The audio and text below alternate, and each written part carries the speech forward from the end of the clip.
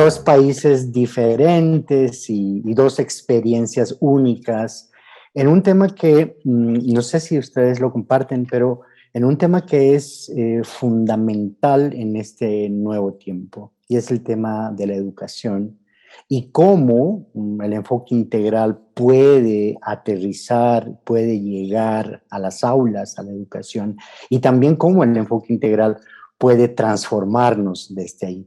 Está Rodolfo Caballero y Raquel Cancela, a quienes hemos invitado porque conocemos la trayectoria de sus aplicaciones principalmente. Entonces yo quiero presentar primero a Raquel. Y cuando presento a Raquel no puedo evitar no leer la primera frase de su presentación, que ella dice que facilitar aprendizajes y procesos de transformación mueve su energía desde hace 30 años, acompañando personas, equipos y comunidades a experimentar y modelar una convivencia colaborativa, gestionando proyectos sustentables y regenerativos. Te mueve la energía del encuentro, el potencial colectivo y las redes de transformación consciente. Raquel, quiero darte la bienvenida a esta segunda cumbre de la vida integral y pues te dejo la palabra para que puedas comentarnos tu experiencia. Gracias, Raúl, gracias. Realmente para mí es un honor y una inspiración del corazón ser parte de este movimiento tan hermoso que ha creado la vida integral y que sigue sosteniendo, especialmente en todo lo que desarrollan en habla hispana para nuestro continente y especialmente profundizando y promoviendo el enfoque integral al que amo profundamente desde hace mucho tiempo.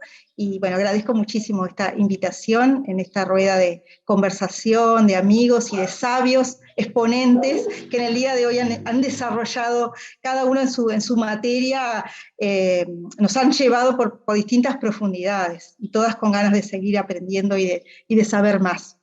Bueno, yo en realidad lo que quiero compartirles hoy es algo muy concreto, muy práctico, y es cómo se ha permeado el enfoque integral en mi práctica docente.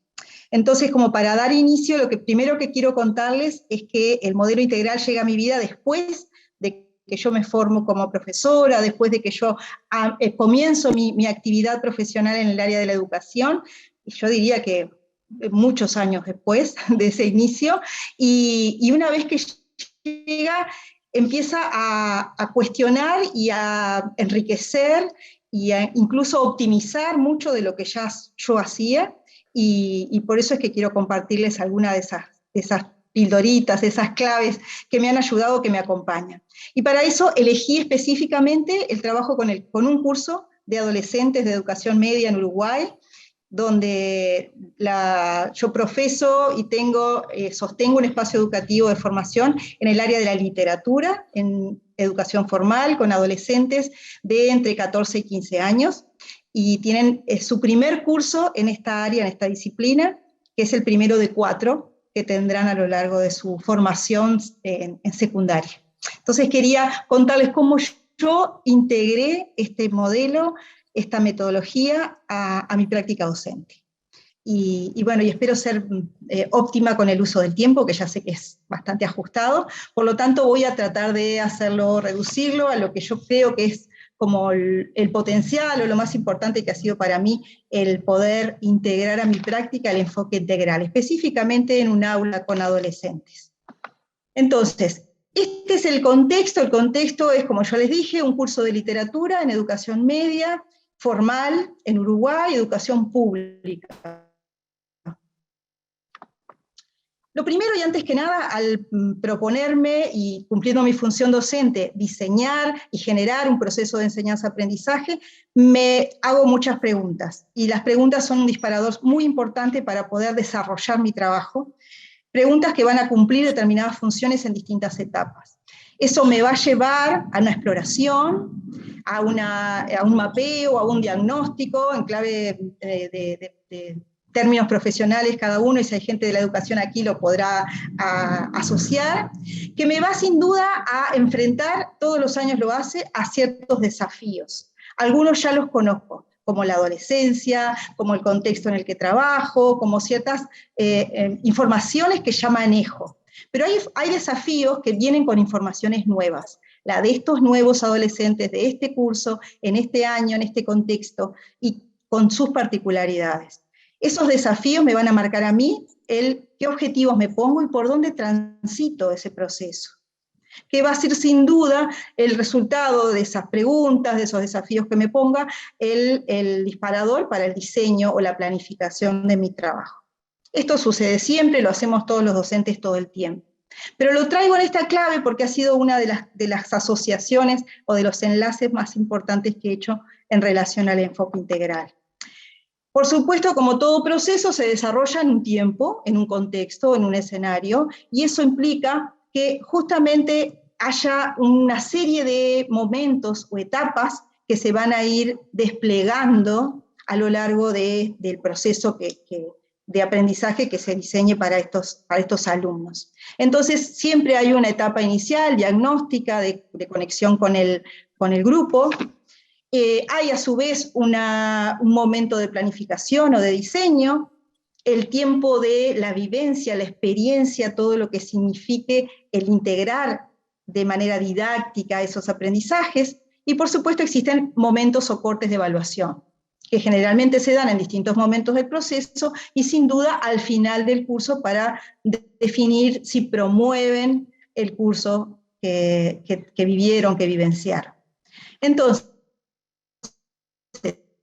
en esta clave es que yo, todos sus elementos, con todos sus componentes, todos esos ingredientes que seguramente ustedes ya vieron a lo largo de esta jornada, y voy a tratar de ser muy escueta con esto para que no captar mucho tiempo en la presentación del modelo, que probablemente casi todos ustedes lo conozcan, si no todos.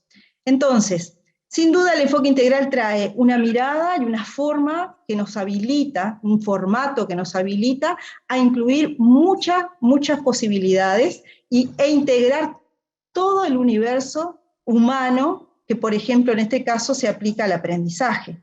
Entonces tenemos los cuadrantes, tenemos las líneas dentro de cada cuadrante, tenemos los niveles dentro de esas líneas que vamos a elegir dentro de cada cuadrante, y existen los tipos y los estados. Todos estos ingredientes yo los he tenido en cuenta, no solo a la hora de diseñar o planificar el curso, sino al momento en el que va sucediendo. Y me ha ayudado mucho a desarrollar herramientas, fichas, instrumentos que me ayudan a sostener un proceso que yo entiendo que debe ser integral en todas sus formas. Entonces, como viéndolo más en detalle, lo primero a lo que me enfrento es, por ejemplo, al primer elemento, uno de los más básicos, que son los cuadrantes.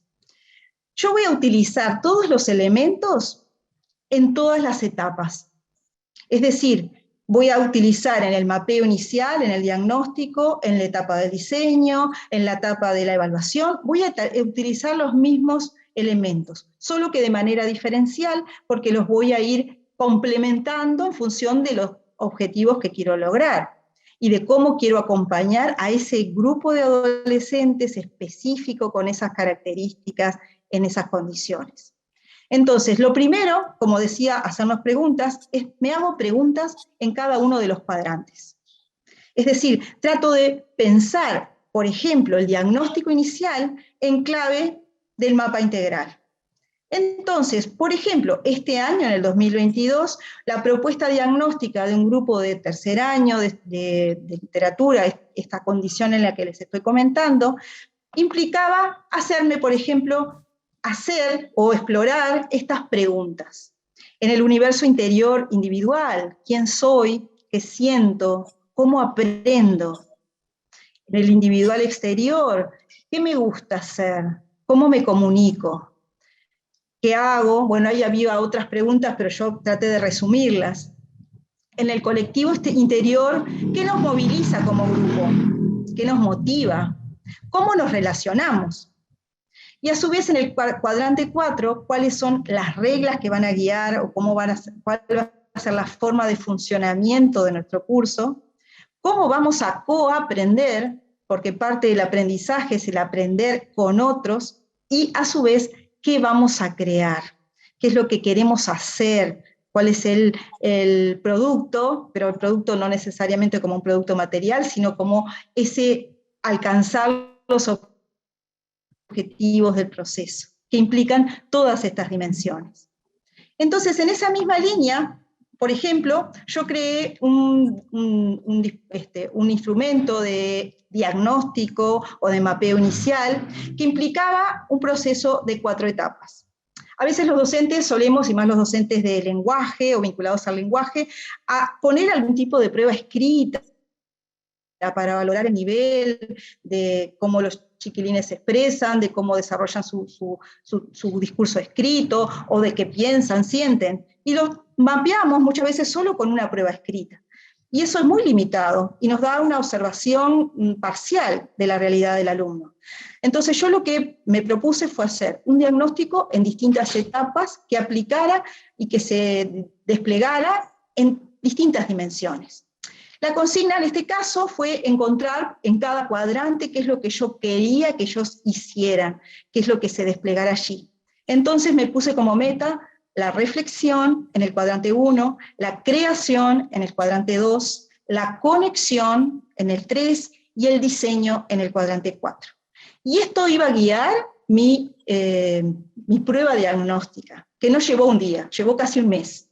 Entonces, pero fue muy importante y era para mí fundamental recoger la información de primera mano y valiosa para después poder hacer un proceso significativo. Entonces la consigna fue, la primera etapa, les pedí que ellos eligieran una foto personal, la que ellos quisieran, de ellos mismos, podrían sacársela para esta prueba, para esta tarea, o simplemente una que ya tuvieran, o algo que los representara. Entonces les invité a pensar en clave de preguntas. Entonces les pedí que pensaran, por ejemplo, con esa foto personal, 3 preguntas. Y las preguntas eran, ¿qué me hace ser quien soy? ¿Cuál es el legado de mi familia? ¿Y qué capacidades o cualidades quiero desarrollar a lo largo de este año en este curso?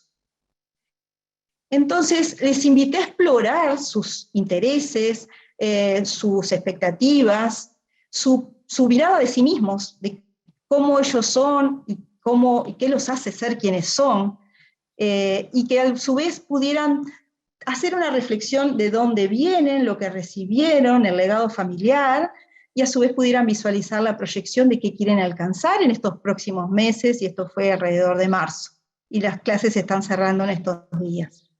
Entonces esa fue la primera etapa de la valoración diagnóstica.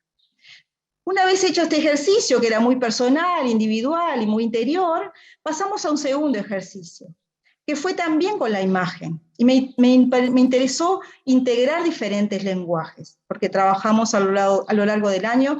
El texto escrito es clave para la literatura, pero también lo vinculamos muchísimo con otros lenguajes, como la fotografía, el cine, el audiovisual en general, el arte en general, especialmente las artes visuales, y también trabajamos con la música. Entonces, les pedí que eligieran una foto que no fuera personal, que fuera una foto que les atrajera, que les fuera atractiva, que les motivara. Y los invité a observar y a trabajar en base a una serie de preguntas sobre esa fotografía. Y algunas de las preguntas eran, por ejemplo, ¿qué veo? ¿Qué observo? ¿Qué representa eso para mí? Lo que está en esa foto. Y me ayudó a explorar también, no solo cómo ellos desplegaban el lenguaje, sino cómo se conectaban con sus intereses y con el universo cultural en el cual están. De esa etapa o de ese ejercicio pasamos a un tercer ejercicio, y ahí paso al cuadrante 4. Este ejercicio fue un ejercicio creativo colectivo.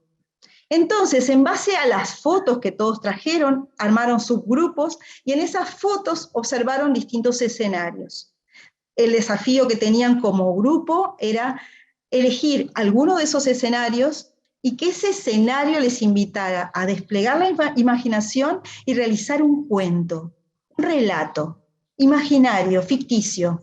Entonces salieron una serie de historias colectivas. Finalmente, y para explorar el cuadrante 4, la propuesta fue que ellos diseñaran en base a algún formato que eligieran, y tenían ahí 3 opciones: la reseña histórica, la noticia y el cuento o la creación literaria, desplegaran en base a ese proceso un artículo o una pequeña reseña o un cuento vinculado, y eso fuimos trabajándolo durante el año, en este caso a una fundación de los 100 años de la ciudad, que estamos celebrando este año, que es la ciudad de La Paz, en Canelones, Uruguay, donde está ubicado el liceo del que les estoy hablando. Entonces, todo este proceso fue el proceso de evaluación diagnóstica. Y yo lo elaboré, lo diseñé en base a los 4 cuadrantes. Pero avanzo un poquito más.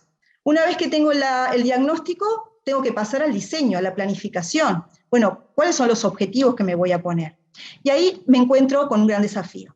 Es decir, en base a los objetivos programáticos, yo tengo un programa oficial que me guía.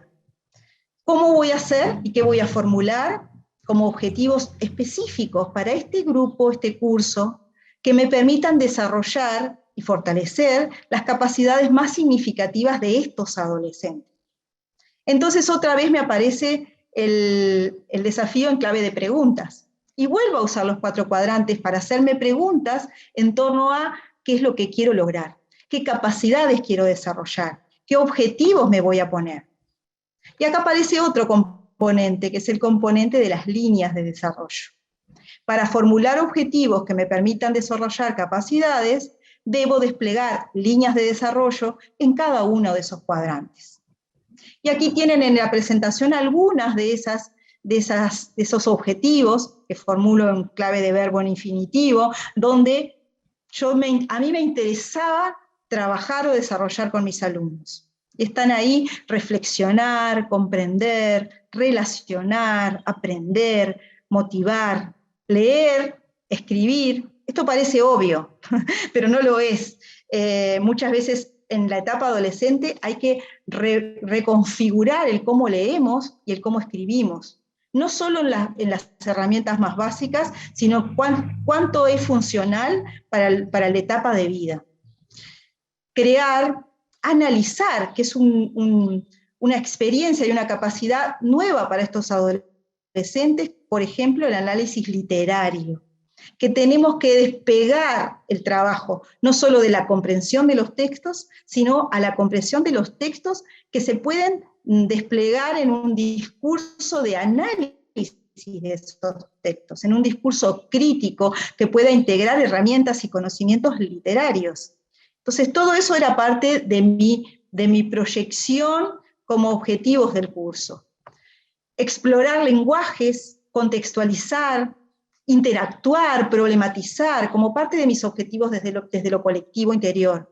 Y después había que sostener una guía, un formato que también implicara cómo guiar, cómo implementar, registrar, crear y recrear. Y esto lo puse así y lo explico brevemente, y es que una vez que llegábamos a algún resultado y lográbamos algún tipo de aprendizaje, de definición, lo importante era volver sobre eso y ver cómo lo podíamos enriquecer. Todos los trabajos que los alumnos hicieron los podían rever una vez corregidos y evaluados para volver a hacerlos o hacerlos de otra manera. De manera que estábamos todo el tiempo aprendiendo a través de la experimentación y la creación, y esa creación se podría recrear todas las veces que se quisiera hacerlo. De manera de que se pudiera desplegar distintas dimensiones y se pudieran tener distintos alcances de ese proceso.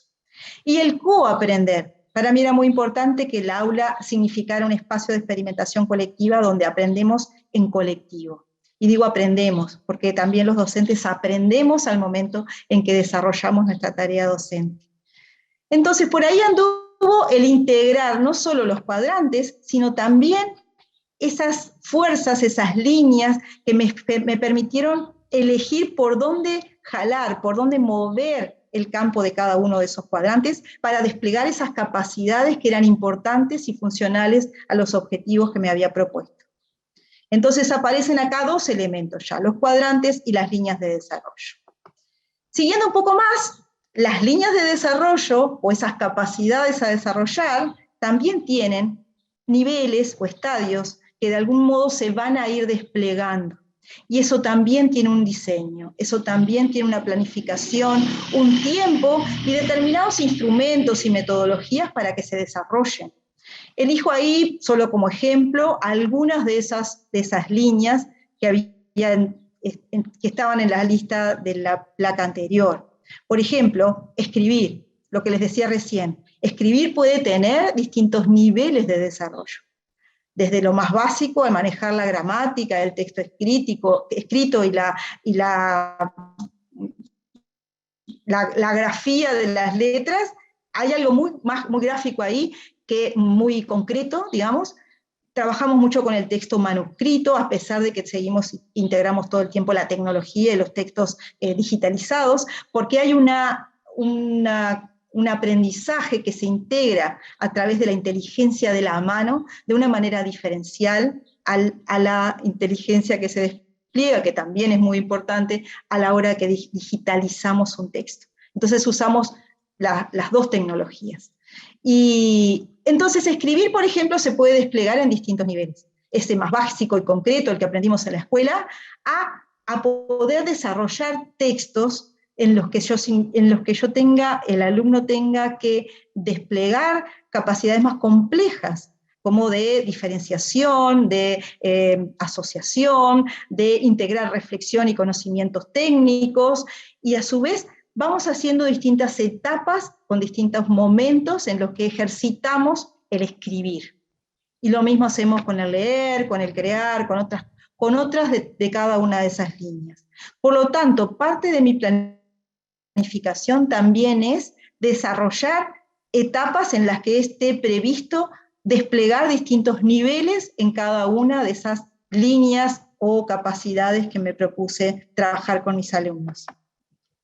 Después la vida misma nos dice de que las líneas nunca son líneas, y por ahí aparece también esta lógica de la dinámica espiral, y es que nada es lineal y todo se va desplegando de una manera dinámica y cambiante. Entonces, esto me implica que el desafío que yo tuve inicialmente se lo traslade a mis alumnos y les ponga posibilidades, escenarios que les impliquen desafíos de crecimiento. Es decir, que se generen condiciones para que ellos salgan de su zona de confort y se desplieguen esas capacidades en esta lógica de ondas o espirales, como veníamos conversando, y seguramente expusieron varios de los referentes de las ponencias anteriores. Entonces, aparece ahí otro elemento. Hay que llevarlo a los hechos, hay que llevarlo a la práctica. Y yo integro los otros elementos del enfoque integral para pensar tanto la planificación, la implementación como la evaluación. Bueno, acá lo pongo en la implementación como un ejemplo. En este caso son los tipos. Identificar tipologías de modalidades diferentes en el grupo, colectivas o individuales, o en cada alumno, me va a ayudar muchísimo a desplegar ese diseño y a que el proceso sea un proceso significativo y valioso para todos. Por ejemplo, las formas en que aprendemos. No todos aprendemos de la misma manera. Las posibilidades que se tienen en clave de género. Sabemos que funcionamos distinto, que tenemos riquezas distintas, que aportamos distinto. A veces tengo grupos que tienen muchos varones o muchas chicas, y eso complementa y nutre el proceso si lo logro captar como una modalidad a trabajar y a complementar en relación al proceso. Y después existen muchas tipologías que tienen que ver con el desarrollo de la interculturalidad.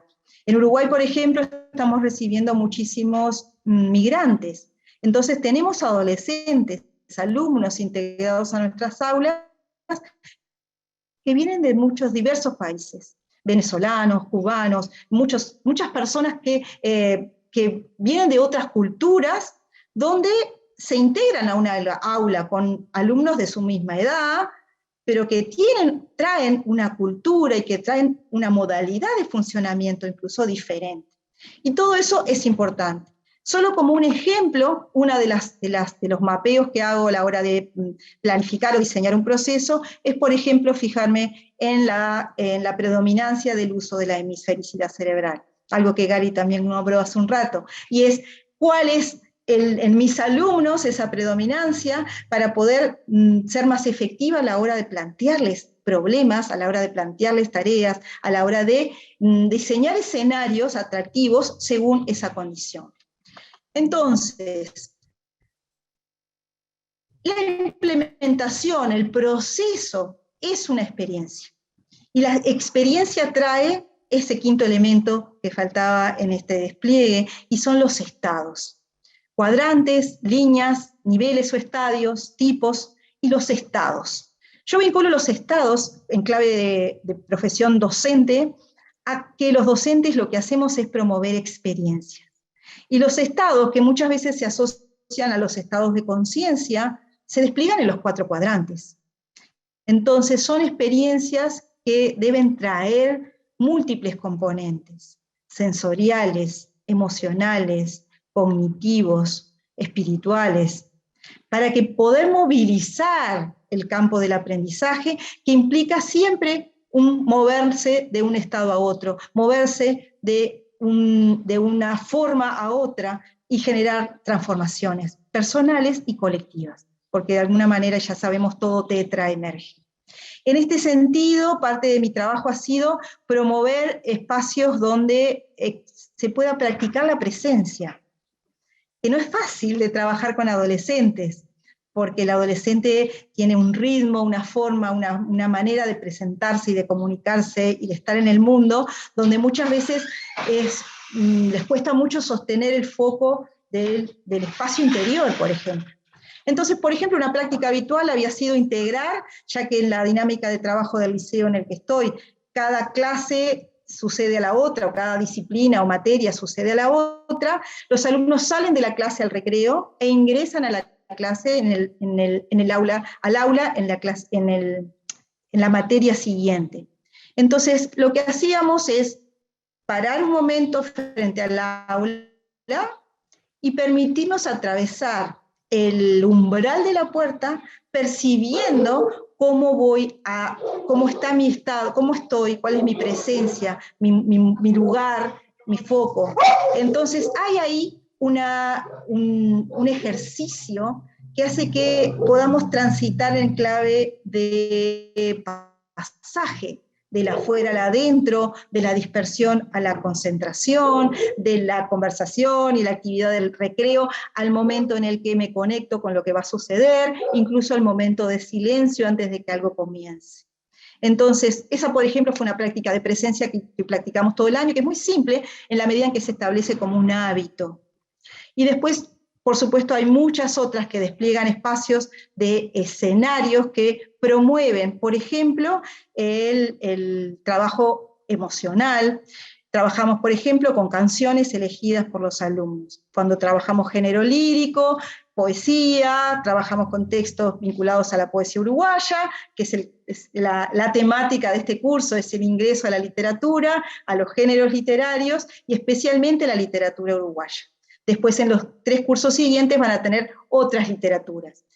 Por ejemplo, la española, la universal, el proceso digamos, de integración en el último año de toda la literatura en forma diacrónica hasta las vanguardias. Pero en el caso de tercer año, en este curso que yo tengo, es de apertura. Entonces, trabajamos lírica a través de la música. Trabajamos lírica a través de las canciones, y ellos trajeron canciones, y ellos trajeron las canciones que les movilizaban y les gustaban. Trabajaron con la música y las emociones que les despertaba, los acordes, el ritmo, y después fuimos integrando distintos lenguajes. El lenguaje corporal, el lenguaje visual, el lenguaje musical, y por supuesto el lenguaje del texto escrito, de la canción y de los acordes. Entonces, esa fue parte de ese promover los distintos estados en clave de enfoque integral. Pero todo esto también se permea y se integra a la evaluación. Hay distintos momentos de evaluación. La evaluación atraviesa todo el proceso. Primera etapa, la evaluación diagnóstica. Después hay una posibilidad de que los alumnos vayan desplegando herramientas de autoevaluación. Es decir, poder mirar cómo es el propio proceso y cómo se autoobservan, valoran para poder reconfigurar, mejorar o corregir. hay etapas y momentos en los que desplegamos la coevaluación, la evaluación entre pares, es decir, ese despliegue de aprendizaje donde nos miramos en nuestros propios procesos.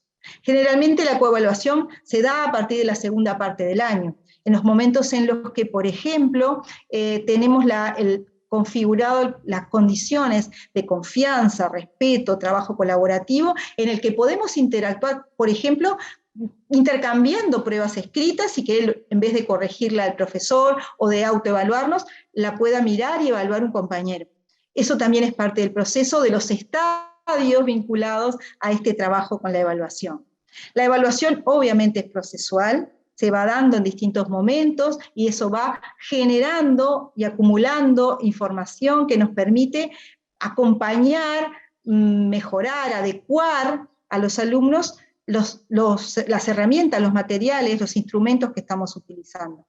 Entonces los docentes sabemos muy bien que aquello que planificamos al comienzo del año con ciertas plantillas, con ciertos instrumentos que bien salieron de un estudio minucioso, integral, de esa valoración inicial, a veces hay que cambiarlos sobre la marcha y crear nuevos, porque el proceso nos va mostrando dinámicamente que este grupo necesita otras cosas.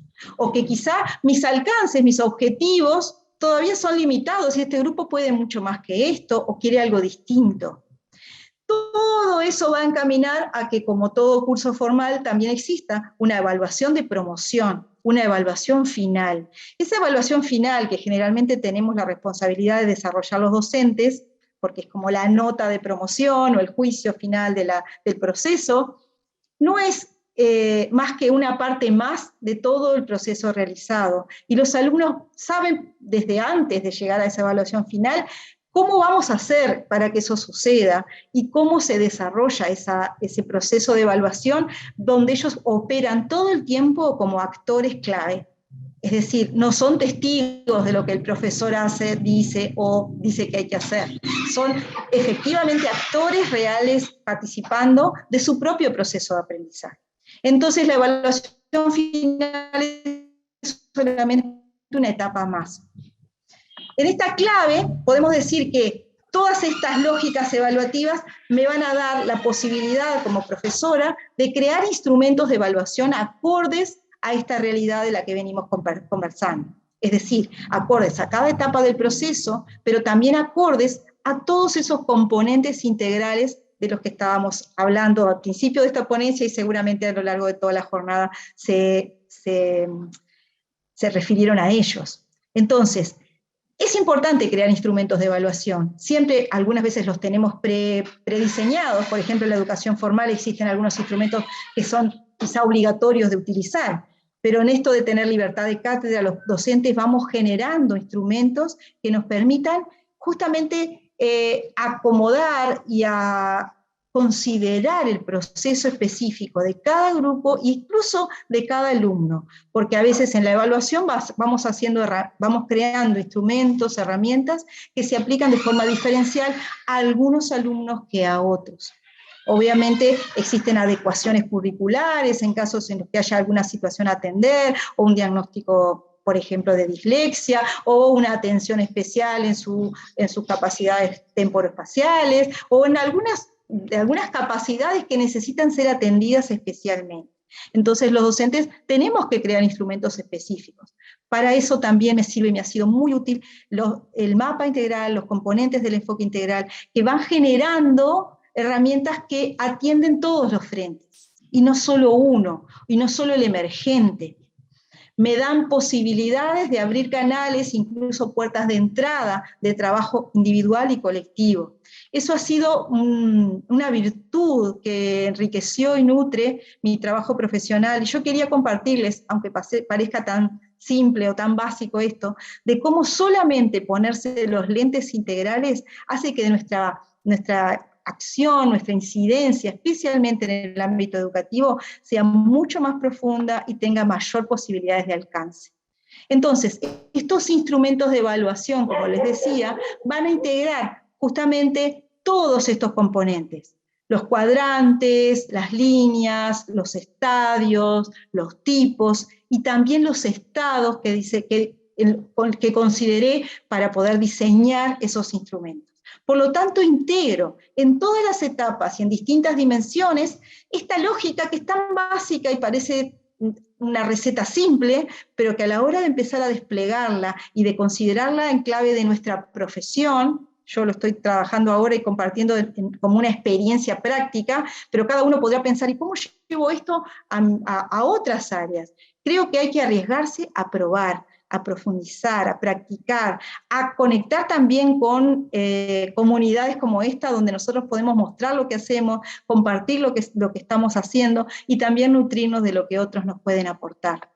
Entonces quiso ser esto más que nada una presentación muy básica de cómo implemento en un aula y en una planificación, en las distintas etapas, el diagnóstico, la planificación, la implementación del curso en todas sus formas y la evaluación, los 5 componentes básicos del mapa integral.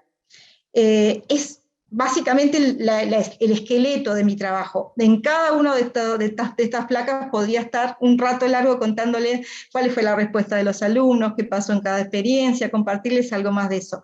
Pero no quería abusar del tiempo que me han regalado y que agradezco profundamente para poder compartir esto. Así que abro el espacio más de cierre. El enfoque integral le ha traído una potencia a esto con lo que empezaba la exposición. Las preguntas, los desafíos, el diseño, en otras palabras, esa observación, ese disparador, ese para qué hago lo que hago, que hace que yo realice este trabajo y todos los años, durante muchos años, empiece con la misma ilusión de que el proceso va a ser intenso y diferente cada vez, alimentando esas preguntas que van a generar esos desafíos que me van a venir después en clave de objetivos y de objetivos que registro en el desarrollo de mi curso, pero que son los desafíos que me motivan a mí como docente y que ojalá motiven a mis alumnos a salir de esa zona de comodidad y buscar explorar, aventurarse en todas sus áreas, la cognitiva, la emocional, la de la acción, la de la comunicación, la de la interrelación, en la creación, para hacer y desplegar su mayor potencial.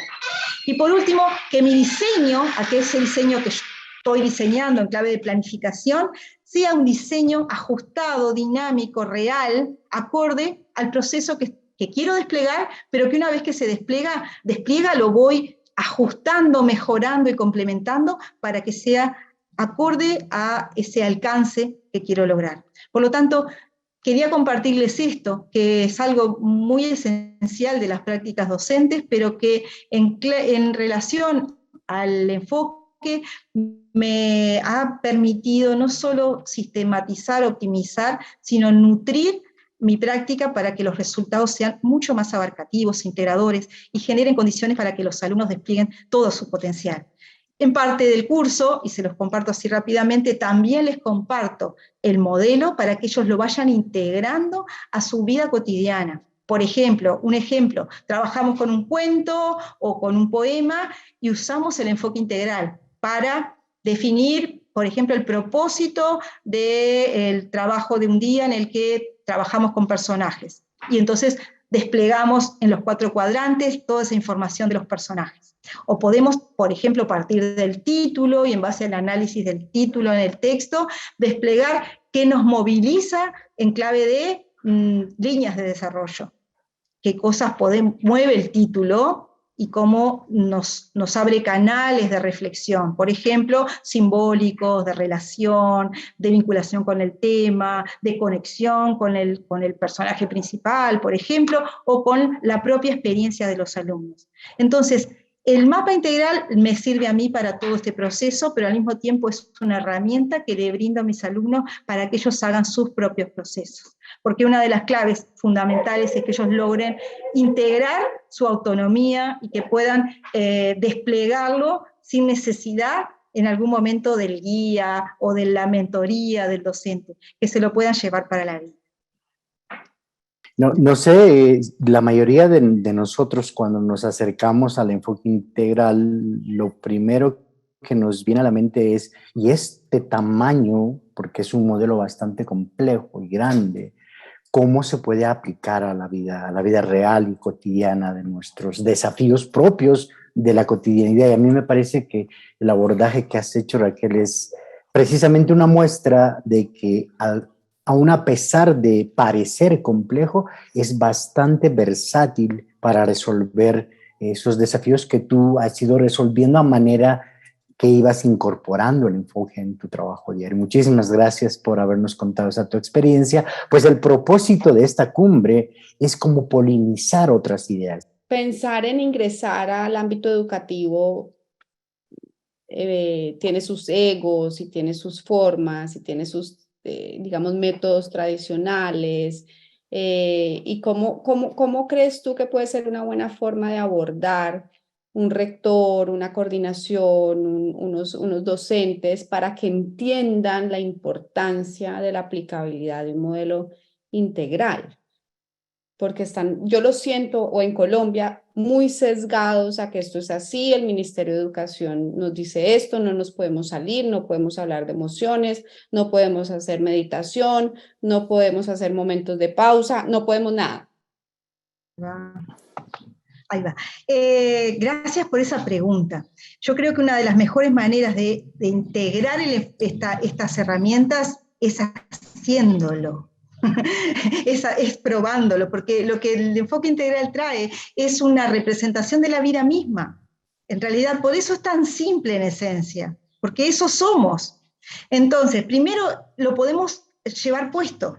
Nosotros podemos hacer posible en nuestra práctica cotidiana esto, sin que esto tenga necesariamente que tener una habilitación oficial, porque esto es lo que hacemos, porque esto es lo que somos. Eso por un lado.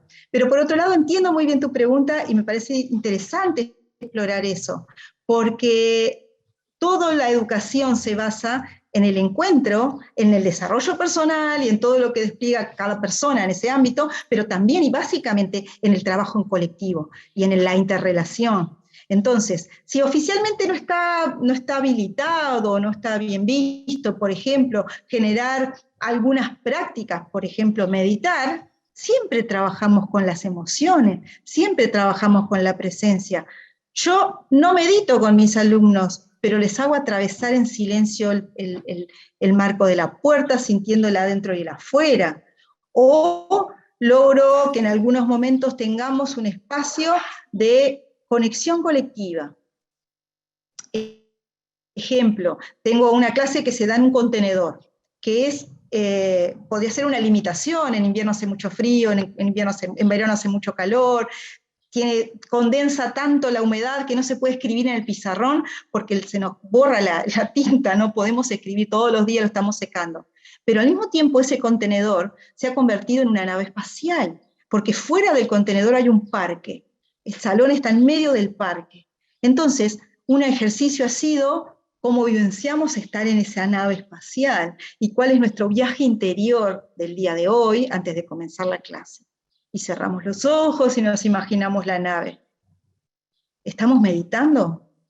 ¿No estamos meditando? ¿Quién puede venir a decirme que eso no es parte de mi trabajo si yo lo estoy fundamentando? Entonces, por un lado hay un camino para hacer, que es el camino de la práctica real de cada uno. Y por otro lado, sin duda, hay un trabajo para hacer en relación a las políticas públicas, al diseño de los programas y a las estrategias que se generan a nivel global o oficial, digamos. Pero de las buenas prácticas y de los buenos resultados nadie se puede quejar. Entonces es una buena manera también de hacer camino para que se habiliten otras cosas. Yo creo que la mejor forma es esa. Sin duda que yo vivo compartiendo en distintos ámbitos el modelo como una virtuosidad a conducir por ahí, pero nadie entra por acá en una teoría. Puede ser interesante como idea, pero una vez que le ves significación para tu vida es que realmente lo puedes integrar. Y quizá y ojalá en los espacios de decisión y de planificación de educación se pueda permear estas ideas. Gracias, Catherine, por tu pregunta. Muy buenas tardes.